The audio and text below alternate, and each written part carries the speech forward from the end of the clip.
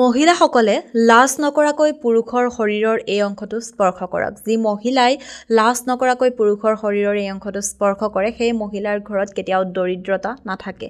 আপুনিও যদি দৰিদ্ৰ হ'বলৈ বিচৰা নাই তেনে ক্ষেত্ৰত আপোনাৰ স্বামীৰ শৰীৰৰ এই অংশটো স্পৰ্শ কৰক। আপুনি যদি জানিব বিচাৰে মহিলাসকলে লাজ নকৰাকৈ স্বামীৰ শৰীৰৰ কোনটো অংশ স্পৰ্শ কৰিলে সেই ঘৰত দৰিদ্ৰতা নাহে, ভিডিঅ'টো আপোনাৰ বাবে। আপোনালোকে যদি ফিল্টাৰ বউ চোৱা নাই এবাৰ ইউটিউবত চাৰ্চ কৰি চাওক। ফিল্টাৰ বউ আছামিজ ছং, সঁচা ঘটনাৰ ওপৰত আধাৰিত এটি অসমীয়া গীত।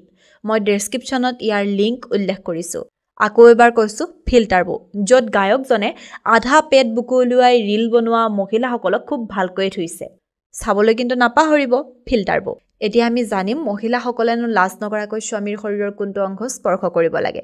আপোনালোকে হয়তো জানে আমাৰ হিন্দু ধৰ্মত এগৰাকী মহিলাক মা লক্ষ্মী বুলি কোৱা হয়। তেনে ক্ষেত্ৰত আমাৰ ঘৰত মহিলা এগৰাকীয়ে যি কাম কৰে এই ঘৰখনৰ উন্নতিত অৰিহণা যোগায় আৰু মহিলা এগৰাকীয়ে যি কাম কৰে সেই কামেই কিন্তু ঘৰখনৰ অৱনতিতো অৰিহণা যোগায়। এতিয়া মহিলাগৰাকীয়ে কি কাম কৰিব সকলোখিনি তেওঁৰ ওপৰতে নিৰ্ভৰ কৰে, বা তেওঁ ঘৰখনৰ উন্নতিত অৰিহণা যোগাব নে অৱনতিত অৰিহণা যোগাব গোটেইখিনি নিৰ্ভৰ কৰে, হয়নে?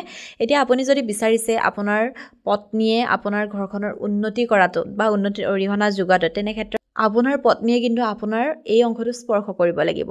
এতিয়া মই ইয়াৰ ভিতৰত বিভিন্ন ধৰণৰ ভিডিঅ' বনাইছোঁ যে মা লক্ষ্মী সাধাৰণতে আমাৰ কেনেকুৱা ঘৰত থাকে, যে যি ঘৰত মহিলাক সন্মান কৰা হয়, পত্নীয়ে যি ঘৰত স্বামীক সন্মান কৰে সেই ঘৰত মা লক্ষ্মী থাকে। এতিয়া মই আপোনালোকক আজি ক'ম কোনটো অংশ মহিলাই পুৰুষৰ লাজ নকৰাকৈ চুব লাগে। সেইটো হৈছে ভৰিখন।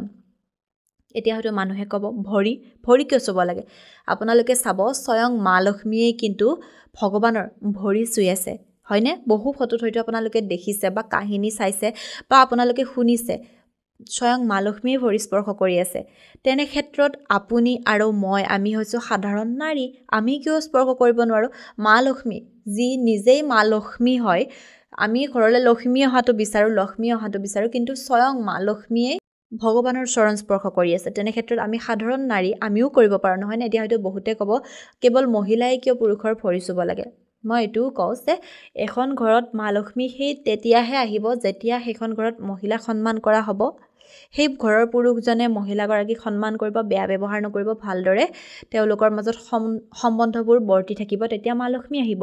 ঠিক তেনেদৰে এখন ঘৰত মা লক্ষ্মী তেতিয়া আহিব যেতিয়া ঘৰৰ মহিলাগৰাকীয়ে স্বামীক সন্মান কৰিব। আপুনি চাব, আপুনি সদায় ৰাতিপুৱা শুই উঠি নিজৰ স্বামীৰ চৰণজুৰি চুব, সেৱা ল'ব, চাব আপোনাৰ দিনটো খুব ধুনীয়াকৈ পাৰ হ'ব আৰু আপোনাৰ ঘৰত কিন্তু মা লক্ষ্মী অৱশ্যেই আহিব। গতিকে এবাৰ কৰি চাব।